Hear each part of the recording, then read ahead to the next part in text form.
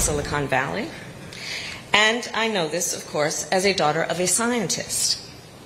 My mother, at the age of 19, arrived in the United States by herself as part of the first wave of Indian students to travel here. She chose UC Berkeley because it was known as being one of the best universities in the world. And growing up, I remember my mother, our mother, spending day and night and weekends in the lab. She always asked the big questions and searched for the answers that would be a clue to improving the condition of life. She understood what was possible, unburdened by what has been. And since then, I think about it in the context of the work she did and her studies that have led to advances in breast cancer research. And I think about it in the context of the millions of Indian students who have come to the United States since to collaborate with American researchers, to solve the challenges of our time, and to reach new frontiers. Indian innovators have made great strides in engineering and computer programming. They've sent a mission to Mars, and they have launched and led technology companies that are global leaders in the areas of autonomous vehicles, robotics, cybersecurity, climate data, and digital finance, all of which can serve to improve the human condition and uplift the people. The point here being, India's global engagement has not only been to the benefit of the people of India, but also to the benefit of the people of the United States and people around the world. So, Mr. Prime Minister, thank you for your role of leadership to help India emerge as a global power in the 21st century. You have helped to reinvigorate the Quad. Your leadership of the G20 is making new strides on climate finance, and you have been a proponent of international institutions and global solutions to global challenges. And as a point of personal privilege, as chair of the National Space Council, I thank you for your leadership in space and for our joint work on an Earth science satellite, which will help us address the climate crisis. And I will also thank you because when you and I first met at the White House, I asked you to join the Artemis Accords, a commitment to the safe and transparent use of space. And today I am happy to report, as you have, that you have joined the Artemis Accords.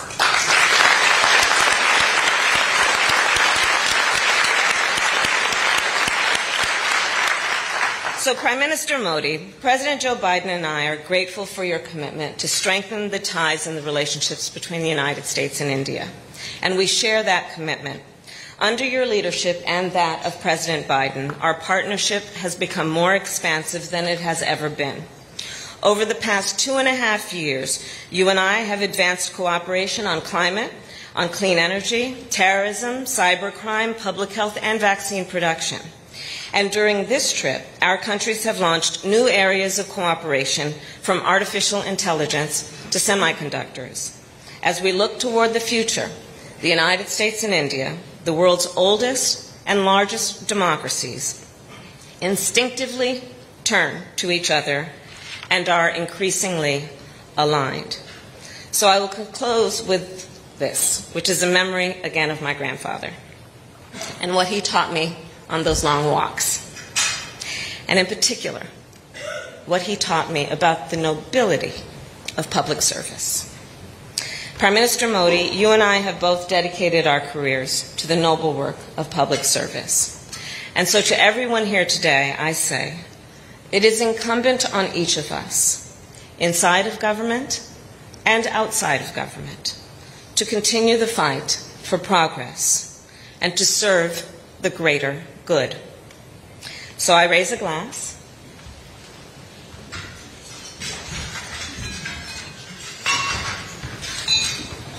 to the enduring bonds between our nations and our people, and to our continued work together, all in the service of the greater good. Prime Minister. Cheers.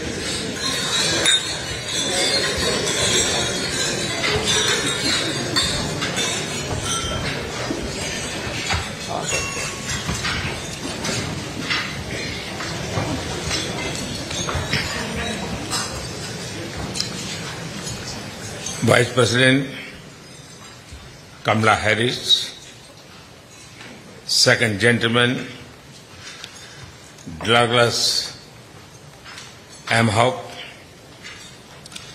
Secretary of State, my friend Antony Blinken, White House Community Secretary Evan Ryan, सभी सम्मानित प्रतिनिधिगण, friends, सबसे पहले तो मैं उपराष्ट्रपति Kamala Harris और secretary Blinken का इस भव्य स्वागत के लिए बहुत बहुत धन्यवाद करता हूं।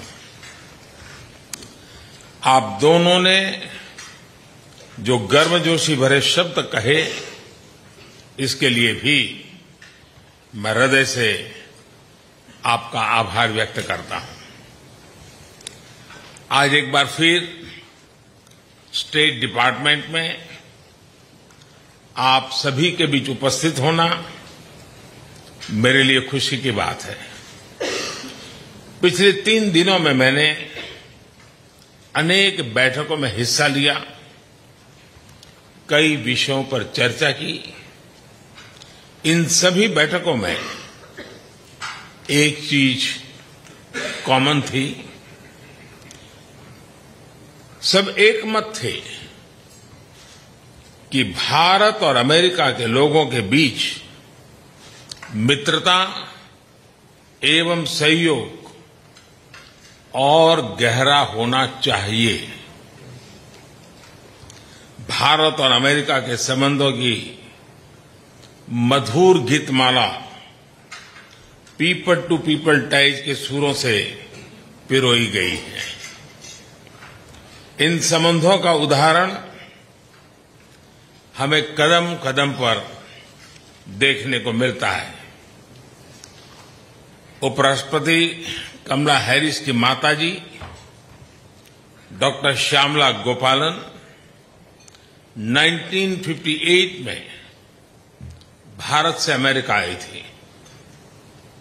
उस समय अधिकांश लोगों के पास फोन नहीं होता था और इसलिए उनकी माताजी हाथ से लिखकर अपने परिवारजनों को पत्र भेजा करती थी और उन्होंने कभी भी भारत से रत्ती भर नाता टूटने नहीं दिया था।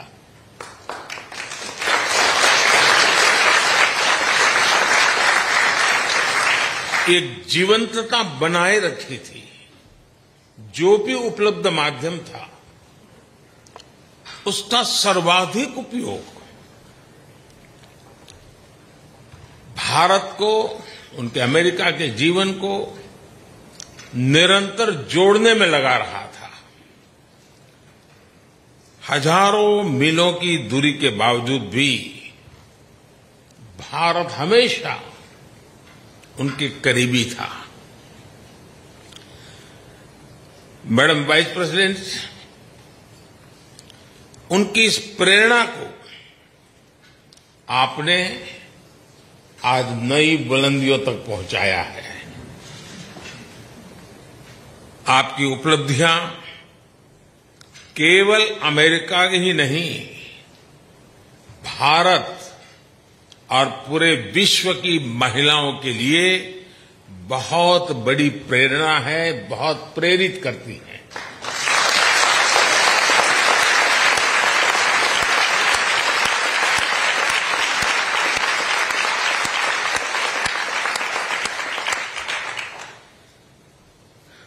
सेक्रेटरी ब्लिंकन, जब मैंने प्रारंभ में सूर और गीतमाला जैसे शब्दों का प्रयोग किया तो मेरा एक इशारा आपकी तरफ भी था।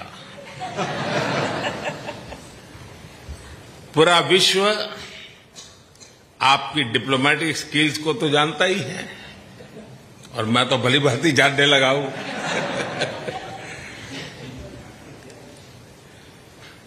आपके म्यूजिकल टैलेंट के चर्चे भी बहुत है।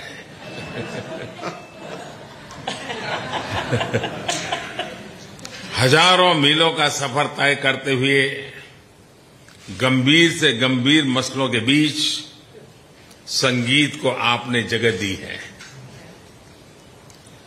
यह हम सभी के लिए बहुत प्रेरक है। हमारी स्ट्रैटेजिक पार्टनरशिप को मजबूत करने में आपका बहुत महत्वपूर्ण योगदान है। इसके लिए मैं आपको हृदय से बहुत बहुत धन्यवाद देता हूं।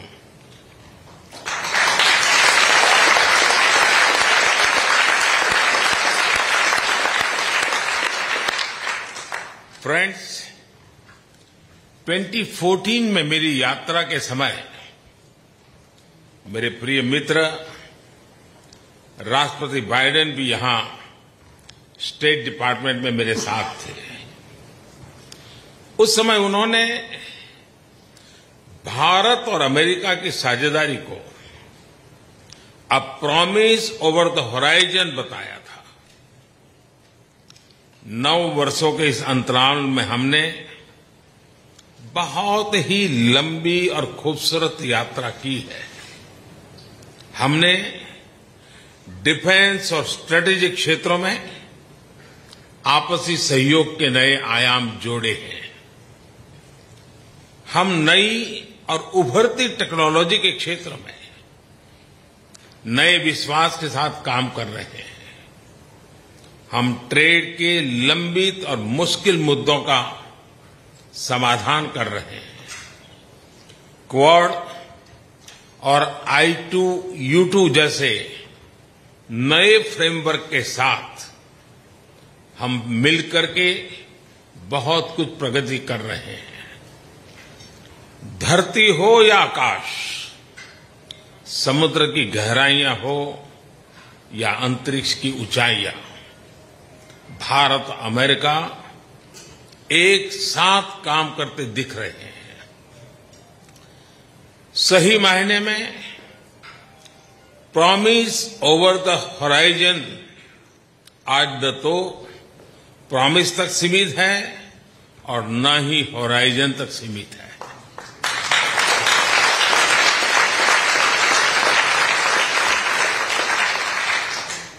आज हम जिस मुकाम पर पहुंचे हैं, जिन उपलब्धियों पर हम गर्व कर रहे हैं, आप सबके सपनों और अथक मेहनत का परिणाम है।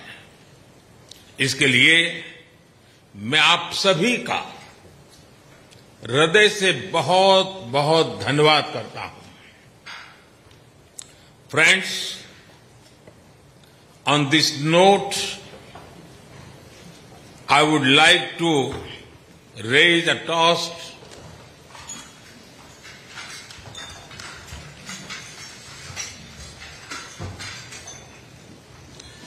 to your good health and well-being, to our friendship, and to the peace and prosperity of all our citizens. Thank you.